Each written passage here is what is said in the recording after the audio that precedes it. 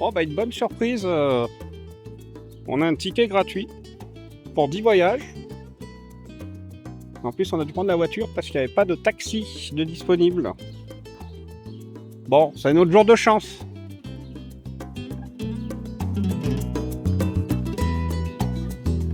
Départ de la gare de Blanes. Et oui, on ne prononce pas le S, c'est la règle ici en Catalogne. Direction Barcelone. Nous n'étions pas hyper sereins de laisser la voiture au parking toute la journée avec notre plaque étrangère. On redoute toujours les pillages. Mais bon, on ferme tout à double tour et on croise les doigts. Surprise au guichet, les billets de train sont gratuits.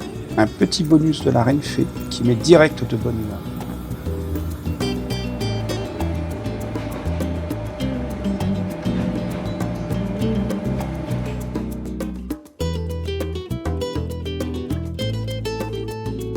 Le trajet sur cette ligne R1 est un spectacle en soi. Pour la petite histoire, c'est la toute première ligne de chemin de fer d'Espagne, inaugurée en 1848. Les ingénieurs l'ont tracée au plus près de l'eau pour éviter de creuser des tunnels dans la montagne. Résultat, on roule quasiment sur le sable. Petit conseil, mettez-vous bien à gauche à l'allée, la vue sur la Méditerranée est imbattable.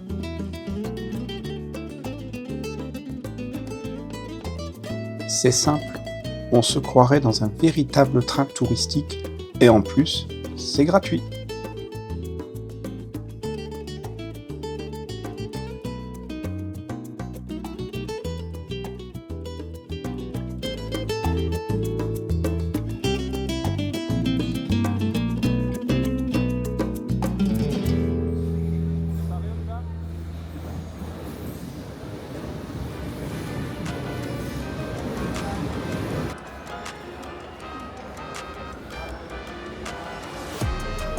Changement d'ambiance radical.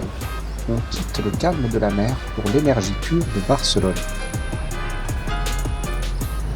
Et voilà, nous y sommes à Barcelone.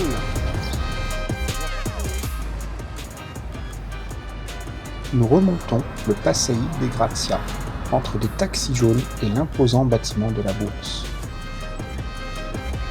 Oui, là, il y en a des taxis.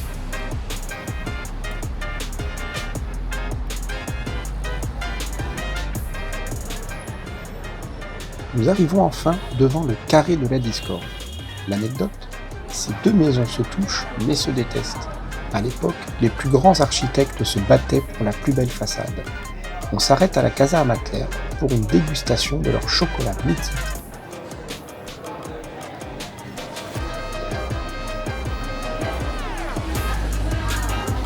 Allez, petite dégustation du chocolat de la Casa Amatller. Tu vas prendre le petit chocolat, mon cœur?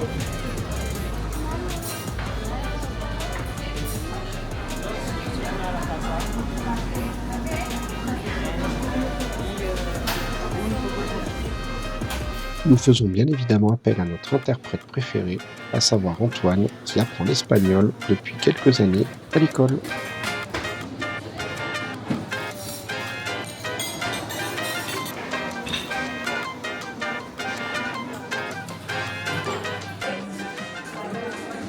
La petite boutique de la Casa Amatller. On va recueillir l'avis d'un amateur confirmé de chocolat. Et moi aussi, j'ai fait. Une belle tête, hein? Moi aussi. Toi aussi, t'es amatrice de chocolat. Puis-je avoir votre avis? Ne vous faites pas de... Ne vous faites pas de moustache. La blanc. Ah. La fameuse Casa Batlló de Gaudi. Avant le selfie obligatoire devant la Casa Batlló. Pas le temps de visiter l'intérieur aujourd'hui, mais rien que l'extérieur de Gaudi vaut le détour.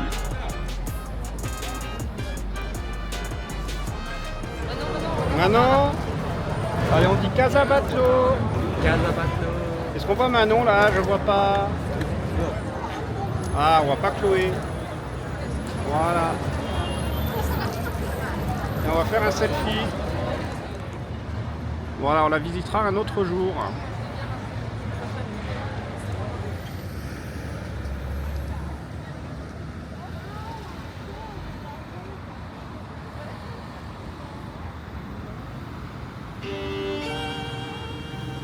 pas en photo le Barcelona. Ah, ça va. Notre chocolat savouré et la photo de Casabatlle dans la boîte, on remonte le Passeig de Gràcia. C'est l'avenue du luxe absolu. On passe devant les vitrines étincelantes de quartier. C'est très chic. On continue à monter vers notre arrêt de bus. Et là, on tombe sur cette façade incroyable. Ses courbes sont folles, on dirait une vague de pierre. Sur le moment, on n'avait aucune idée de ce que c'était. Mais on l'a filmé, intrigué par son style unique. C'est ça aussi, Barcelone. Tomber sur des merveilles à chaque coin de rue, sans s'y attendre.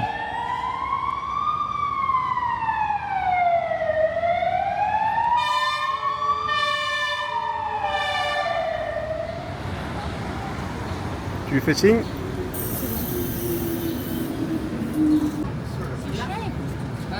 Bon Antoine, t'achètes des tickets qui marchent pas toi? Arnau, te llaman Carmel Groups. Voilà.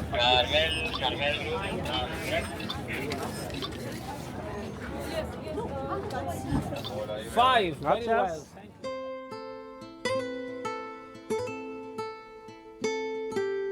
Après un trajet en bus 24, on prend enfin de la hauteur. Bienvenue au parc Güell. De là-haut, on comprend tout de suite la folie de Gaudí. Il a conçu ce lieu comme une cité-jardin où la ligne droite n'existe pas.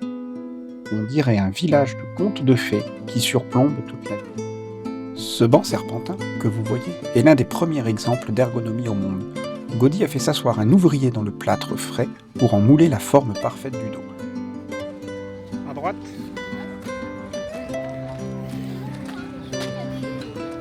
Pardon.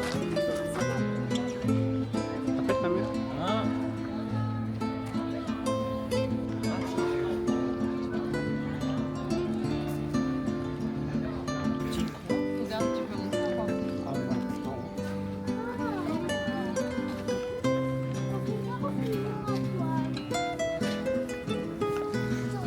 Comment je t'ai doublé Manon?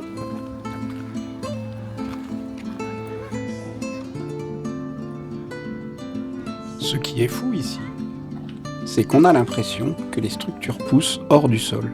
Gaudí a utilisé la pierre locale pour que tout se fonde dans la colline. On ne sait pas trop où s'arrête la nature et où commence l'architecture. 8 je crois. On surplombe la maison-musée de Gaudí, son lieu de vie pendant 20 ans. Avec sa flèche rose au milieu des palmiers, on dirait une vraie maison de poupée. On change totalement d'univers avec ses viaducs en pierre rose. Allez les enfants, en photo. Gaudí voulait qu'il ressemble à des nids d'oiseaux ou à des grottes naturelles. C'est fascinant de voir comment il a réussi à transformer de simples rochers locaux en une structure aussi solide que poétique.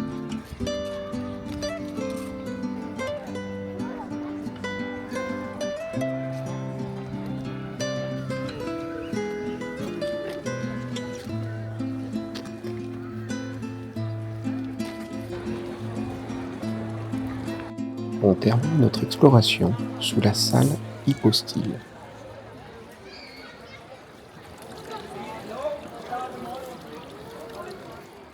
En redescendant vers la sortie, on passe devant les La pavillons Sagrada, oui. avec leurs toits ondulés et leurs mosaïques colorées. On se croirait vraiment dans le conte d'Hansel et Gretel.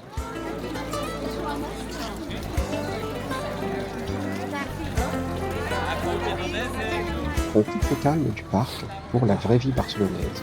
C'est mercredi, sortie des classes. Les rues s'animent d'un coup avec les goûters et les rires des enfants. On profite de cette ambiance de quartier super chaleureuse en descendant vers notre dernière étape, la Sagrada Familia. Bon, bah après une petite marche assez sportive en descente, heureusement pour Chloé, nous voilà arrivés à la Sagrada Familia, qui a encore ses grues jusqu'au mois de juin 2026 apparemment. Un regard vers le ciel, l'incontournable monument qui veille sur Barcelone. Nous n'avons pas le temps de la visiter, mais nous reviendrons très certainement.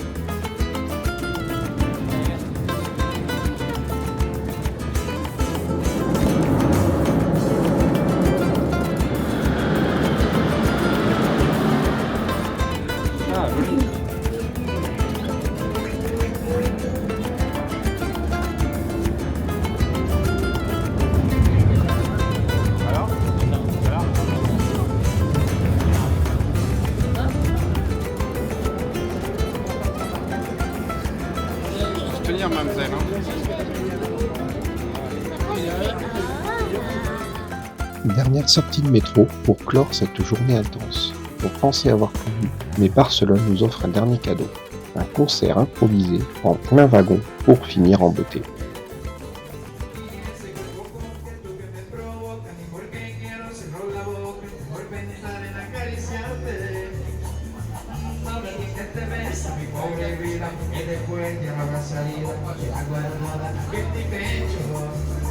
Ay, trata de no matarme con tu mirada, yo enamorado, enamorada, pues no diga que está mal hecho.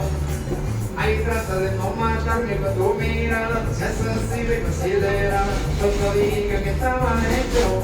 Ya caramela ahí, pico con pico, beso con beso, ay, me tienes